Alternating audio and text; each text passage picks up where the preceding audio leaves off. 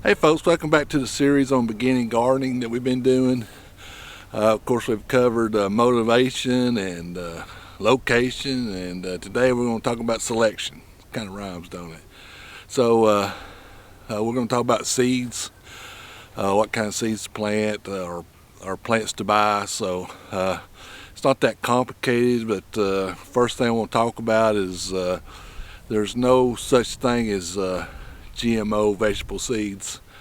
I've got some catalogs here lately that's got vegetable seeds for sale. They advertise it non-GMO, and they're asked a premium for them. So none of your vegetable seeds are going to be GMO. GMOs like corn and soybeans that they grow out west, where they can spray Roundup to kill the weeds and stuff. Now they do make a GMO sweet corn now, which they've come out, I don't know when they've come out with that, maybe in the last 3 or 4 years, but I'm not going to grow any of that. So that's about the only thing you're going to really get into. And really on a small scale, the price is so high, I couldn't even afford it. You have to grow like a big volume and sell it to afford the price on the seed. So anyway, I'm just going to get that out of the way. And somebody might argue with me, but that's just my opinion, and I'm stating that on the fact. Now,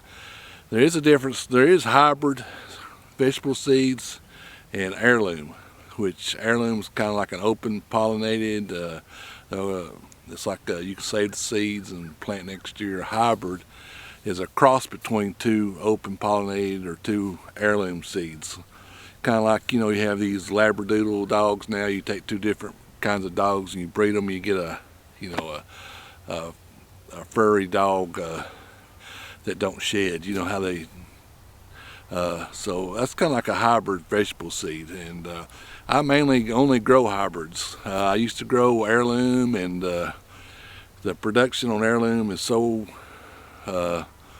it's not as good as a hybrid, and plus they're more susceptible to diseases and pests and stuff. A hybrid, they take the best of, like tomatoes, they take the best of this tomato and their tomato, and they'll cross-pollinate them and come up with a seed, that has all that built into it. So that's the thing you need to kind of decide if you want to grow heirlooms or hybrids. If you're a beginner, I would recommend a hybrid. So let's start there. And that's mainly what I grow is hybrid. I mean, I grow maybe 2 different types of heirloom tomatoes, which I'm going to grow Cherokee Purple and Mortgage Lifters, and I grew them last year, and I really like those. I've always liked the Mortgage Lifters, one of my favorite tomatoes, so I'm going to grow those probably every year from now on. So keep that in mind when you go by there and you see, and I'll show you some seed catalogs, but mainly if you can stay with a hybrid, you're going to be a lot better off, I think. So next thing you want to consider is, you grow what you like. Like in our smart garden, we like yellow squash, we like bell peppers, we like slicing tomatoes, we like cherry tomatoes, and cucumbers, pickling. We grow pickling cucumbers up there mostly, and zucchini. So that's what we'll grow up there, and that's what we like. That's our favorite vegetable. So when you consider what do you buy, at the farmer's market or at the store. So grow what you like, and you'll appreciate it a lot more. So that's the second thing you need to consider. First is heirlooms or hybrids, and now we're talking about grow what you like. My next piece of advice is to seed, where you buy your seeds. And I used to do this. I'd go to the hardware store, I'd buy a seed that says yellow squash on it, green zucchini, green beans, and I'd grow them, and they grow fine, all right. But I've since learned that there's different varieties of squash, yellow squash. There's cougar, there's slick pick, there's multi-pick. There's a new one I'm going to try this year, and I can't remember what, but so that's kind of what I went to, and where I get these at is from different seed catalogs that I got, and I'll go over these in just a second. So if you just run out to Walmart and you buy them little dollar seeds or the dollar store, and you're not going to get a high quality seed.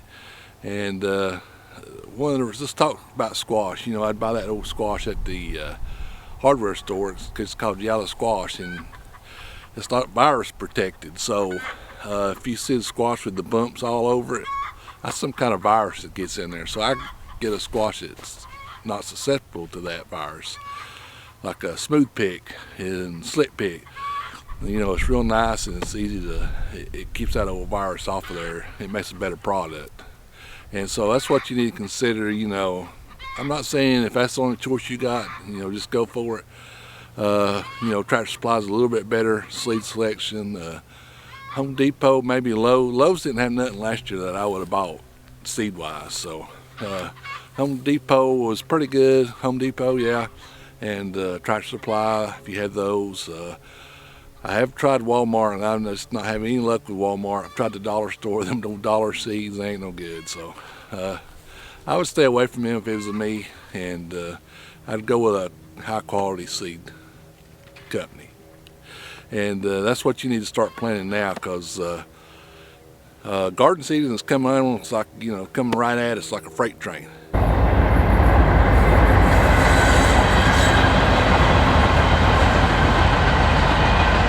So that's why you need to start planting. And it's like the second week of January, so you still got time to order all kinds of seeds and everything, even for my area, unless you live down in maybe Florida or something like that. Some of the seed companies I would recommend, and I don't know if I recommend them, but I have bought from these people, like High Mowing Seeds. They have good selection.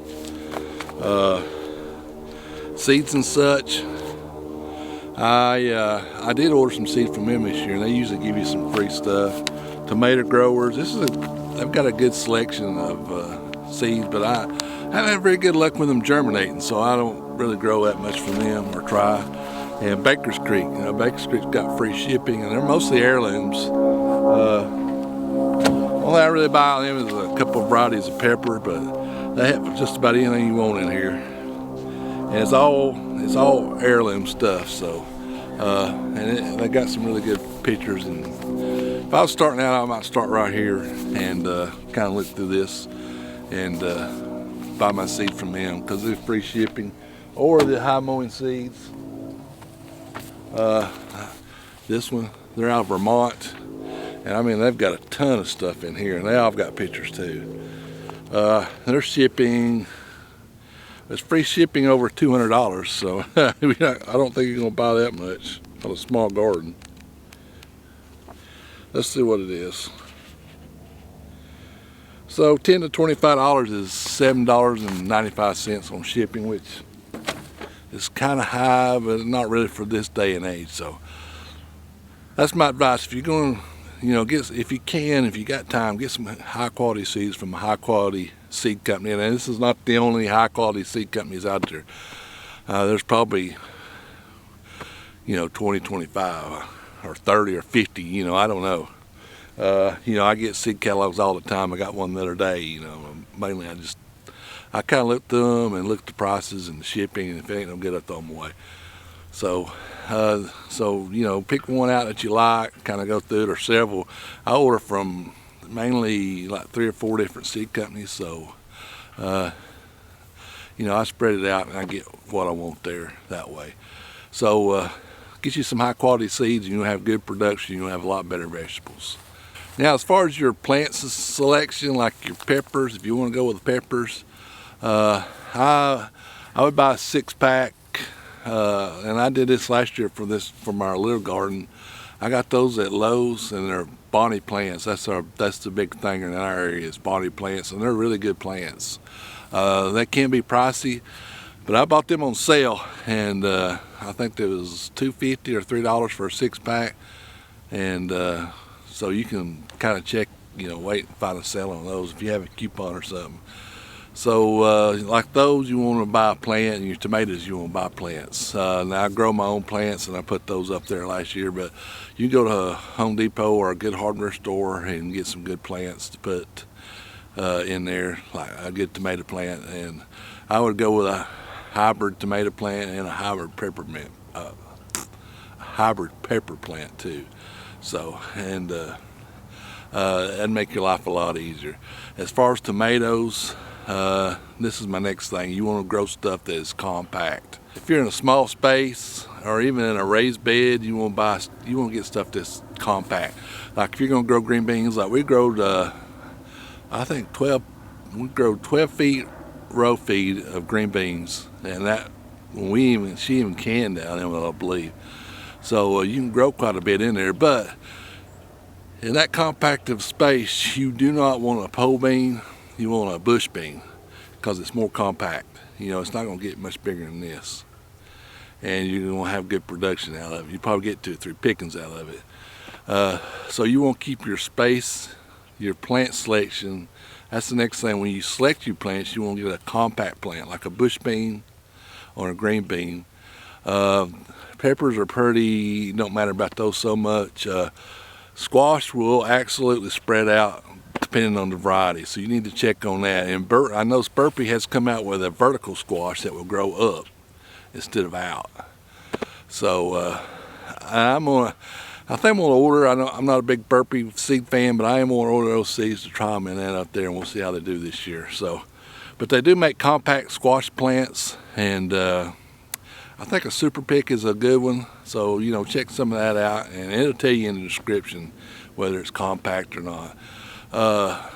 Tomatoes, I would go with determinate tomatoes, and indeterminate, you know, just keeps growing and growing and growing, and it grows tall. If you get a determinate, it's more of a bush type, and you know, they say all of it comes at once, but it don't set fruit all at once. So you'll have, you know, several different pickings of fruit even in a determinate tomato, and they're easier to stake, they're easier to take care of. So starting out in a compact space, I would go with a determinate tomato. And now cucumbers, I have seen, and I ordered a bush compact bush plant for cucumbers. Now last year I made a mistake.